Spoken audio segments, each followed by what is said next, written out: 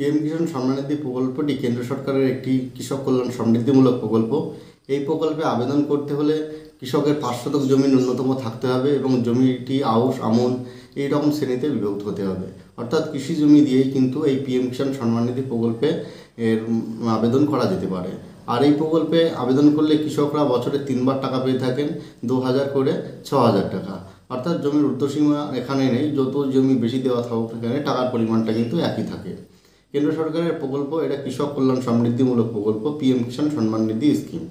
এই প্রকল্পে আবেদন কিভাবে করবেন, কোথায় গিয়ে করবেন, কোন কোন ডকুমেন্টস লাগবে, এর বেনিফিটই বা কী পাওয়া যায় প্রভৃতি বিষয়ে আজ আমরা এই ভিডিওর মাধ্যমে আলোচনা করব। তাই ভিডিওটি খুব ইনফরমেটিভ হতে চলেছে, স্কিপ না করে পুরোটি দেখুন।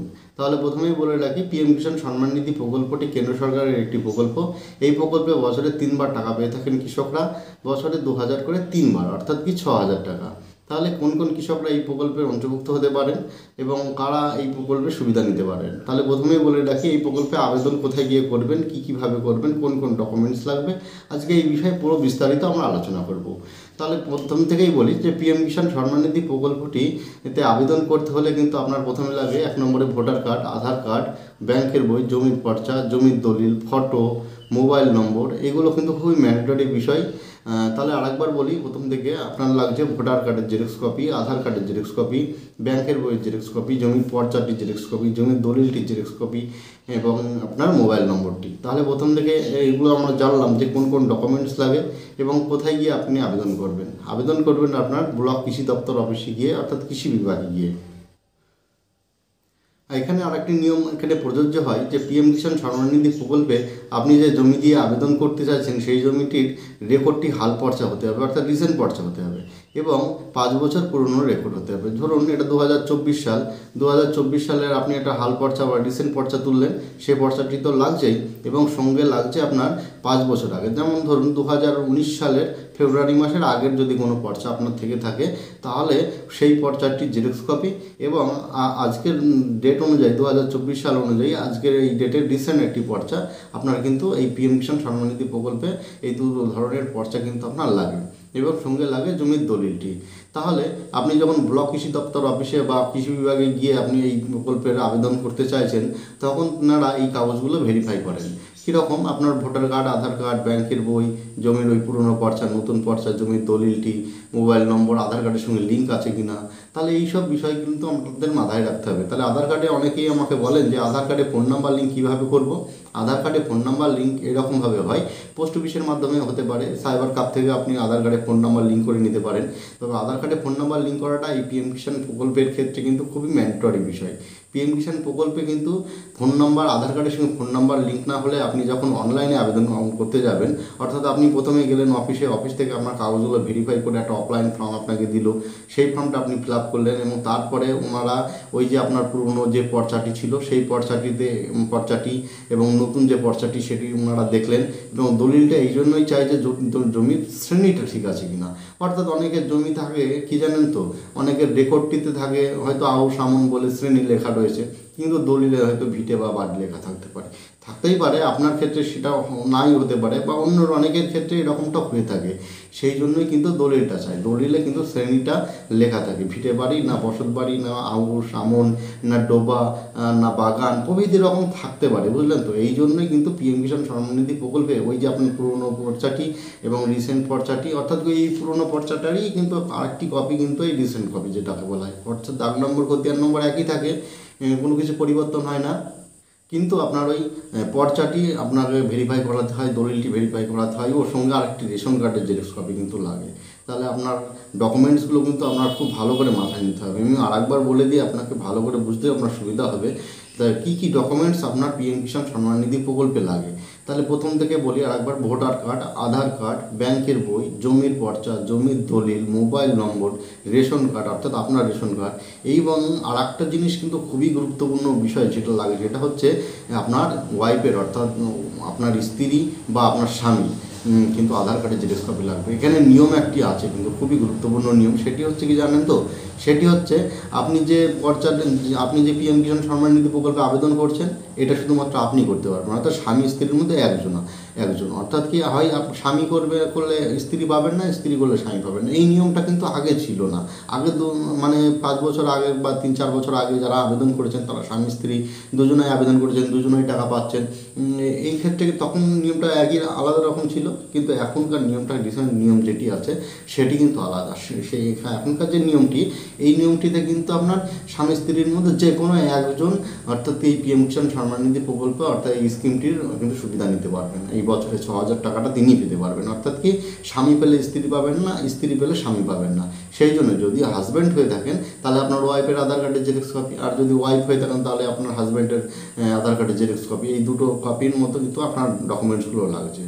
তাহলে কিন্তু ডকুমেন্টসগুলো খুবই ভেরিফাই করা প্রয়োজন আছে। অর্থাৎ প্রথমে যে ডকুমেন্টসগুলো নিলেন, তারপরে আপনি ব্লক কৃষি দপ্তর অফিসে গেলেন, সেখান থেকে আপনার ওই ডকুমেন্টসগুলো প্রত্যেকটা ভেরিফাই করালেন। আপনার আধার কার্ডে ফোন নাম্বারটা লিঙ্ক থাকতে হবে। আবার আধার কার্ডে মনে করলেন যে আজকে আমি আধার কার্ডে ফোন নাম্বার লিঙ্ক করেছি, আমি আজকে এই অফিসে গিয়ে সবগুলো সব করে তারপরে অনলাইন করে ফেলবো, হবে না কিন্তু। কারণ কি আধার কার্ডে ফোন নাম্বার লিঙ্ক করার 3 দিন পরে কিন্তু এইটি কিন্তু জেনারেটেড হয়। অর্থাৎ আপনার আধার কার্ডে ফোন নাম্বার লিঙ্ক করাতে হবে এবং সেই মোবাইল নম্বরটি কিন্তু আপনার এই যখন আপনি এই প্রকল্পে অর্থাৎ পিএম কিষাণ সম্মান নিধি প্রকল্পে আবেদন করতে চাইছেন তখন কিন্তু আপনার এই আধার কার্ডের মোবাইল নম্বরটি কিন্তু লাগবে। মোবাইল নম্বর লাগার একটি কারণ আছে। যখন আপনি অফিস থেকে কাগজগুলো সব ভেরিফাই করে অফলাইন ফর্মটা ফিল আপ করে, অফলাইন ফর্ম কিছুই না জানেন তো, শুধুমাত্র আপনার নাম, আপনার পিতা বা স্বামীর নাম আর আপনার বায়োডাটা, অর্থাৎ আপনার গ্রাম বা আপনি কোন জায়গায় থাকেন, সেখানকার ডিস্ট্রিক্টের নেম, পিন নম্বর, এই সবগুলো আপনি ফিল আপ করে আপনার একটা নির্দিষ্ট ফর্মে হয়ে গেল। এবার ওই ফর্মটি নিয়েই কিন্তু আপনি অনলাইনে কিন্তু আপনি আবেদন করতে পারেন। অনলাইনে আবেদন করার একটি পোর্টাল রয়েছে, আপনি চাইলে মোবাইল থেকেও চেষ্টা করতে পারেন।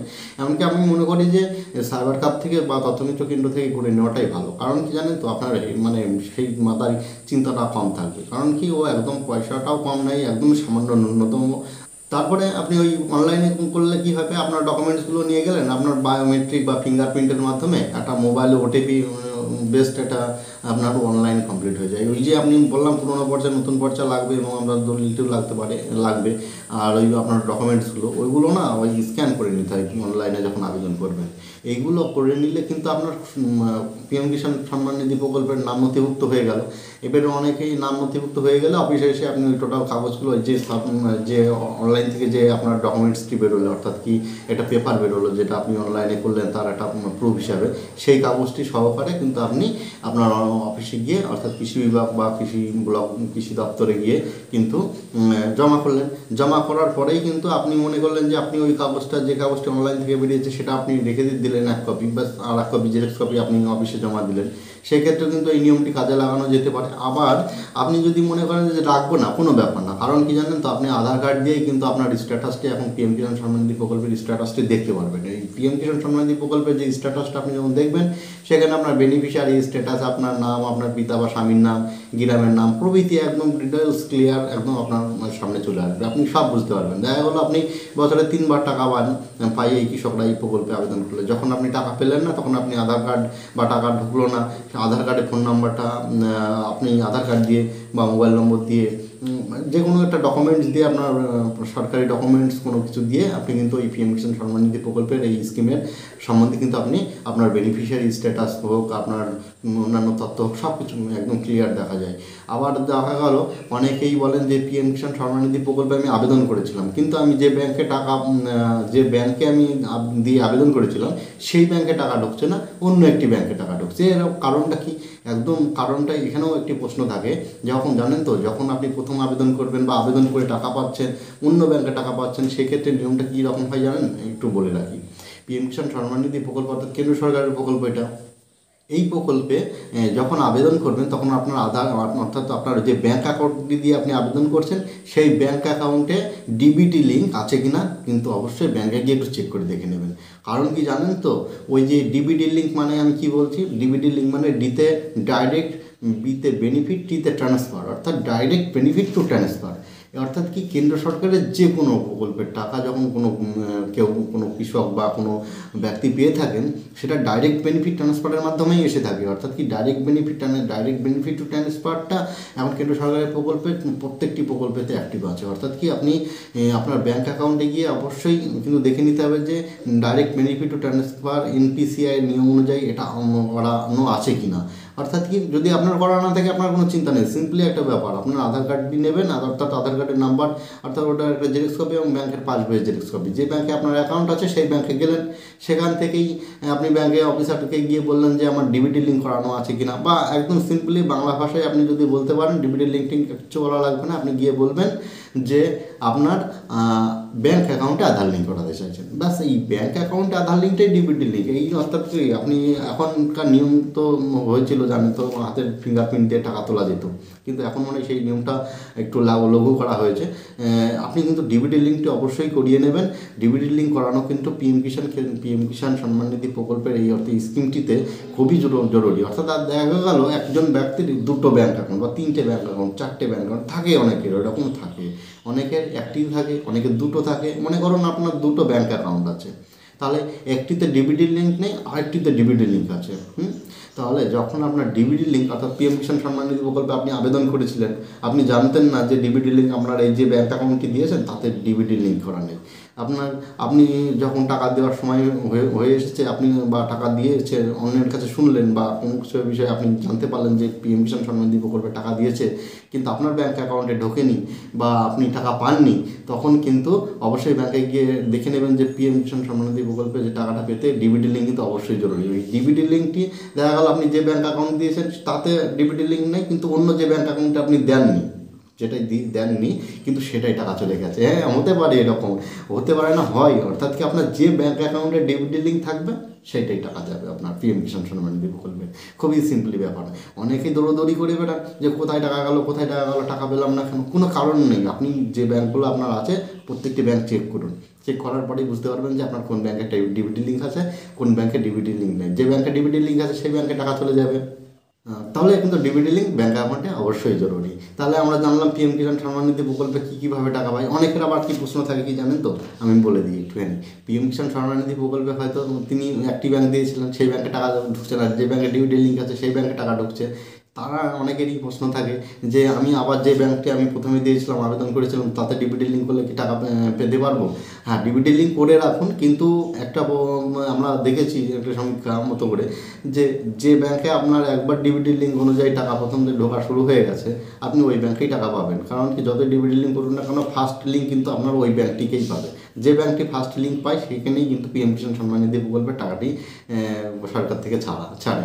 তাহলে আমরা জানলাম পিএম কিষাণ সম্মান নিধি প্রকল্পে আপনি কীভাবে আবেদন করবেন, কোন কোন ডকুমেন্টস লাগবে, কোন কোন বিষয়ের উপর আপনাকে নজর দিতে হবে, এবং টাকা না পেলে কী করবেন। টাকা না পেলে কিন্তু কী করবেন, এই প্রশ্নটা আমি আরেকবার আপনাকে উত্তরটা আমি আরেকবার ভালো করে বলে দিই। কেমন কি, ডিবিটি লিঙ্ক যখন আপনি করলেন, টাকা পেলেন, বা টাকা যদি নাই পেয়ে থাকেন, তাহলে কিন্তু আপনার কোন সমস্যার জন্য আপনি টাকা পেলেন না, প্রত্যেকটা বিষয় কিন্তু এই বেনিফিশিয়ারি স্ট্যাটাসে বা আপনার যে আধার কার্ডের নম্বরটি দিয়ে আপনি যখন দেখছেন পিএম কিষাণ সম্মান নিধি স্ট্যাটাসটি, আপনার পুরো ক্লিয়ার লেখা থাকবে যে আপনি কিসের জন্য টাকা পেলেন না। আমার অনেকে টাকা পান না, কী কারণ জানেন তো, অনেক দিন আগে করে রেখেছেন পিএম কিষাণ সম্মান নিধি প্রকল্প, টাকা পেয়েই যাচ্ছিলেন, হঠাৎ করে টাকা বন্ধ হয়ে গেল। এর কারণ কি?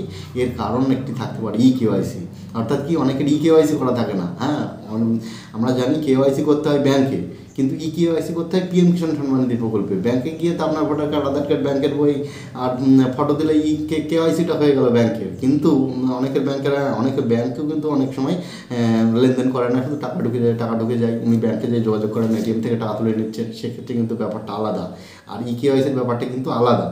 কেওয়াইসি কিন্তু আপনার অনলাইনে করতে হবে, আপনি মোবাইল থেকেও করতে পারবেন। ওই যে বললাম পিএম কিষাণ সম্মান নিধি প্রকল্প, অর্থাৎ pmkishan.net বলে সার্চ করবেন আপনার মোবাইলের ক্রোম ব্রাউজার থেকে বা আপনার যে কোনো কম্পিউটার থেকে, ব্যাস তারপরে বেরিয়ে গেল পোর্টালটি প্রথমটায় ক্লিক করলেন, ক্লিক করার পরে দেখবেন কেওয়াইসি বলে লেখা আছে একটি স্টেপ, ওই স্টেপে আপনি ক্লিক করলেন, ব্যাস আপনার পিএম কিষাণ সম্মান নিধি প্রকল্পের কেওয়াইসির স্টেপটা খুলে গেল।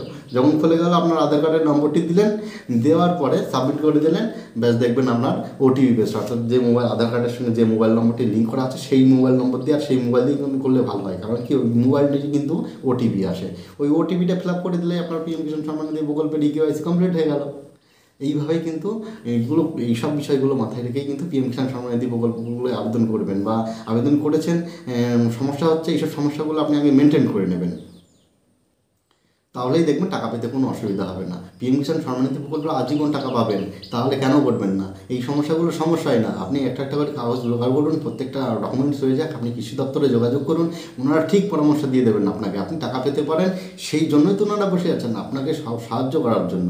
তাহলে আপনি কেন ভয় পাবেন? আপনার ডকুমেন্টসগুলো ঠিক জোগাড় হয়ে যাবে। আপনি যদি 5 বছর রেকর্ডের বয়স পূর্ণ না হয়, অফিসে গিয়ে যোগাযোগ করুন, সেখান থেকে কী পরামর্শ পান দেখুন, তারপরেই তো না, আপনার কোনো চিন্তা নেই। আর যদি আমার এই ভিডিওটি এরকম ধরনের ভিডিও আপনি পেতে চান, আমার চ্যানেলটি সাবস্ক্রাইব করে রাখবেন এবং পাশে থাকা বেল আইকনটি অল নোটিফিকেশন অন করে দেবেন। Thank you very much.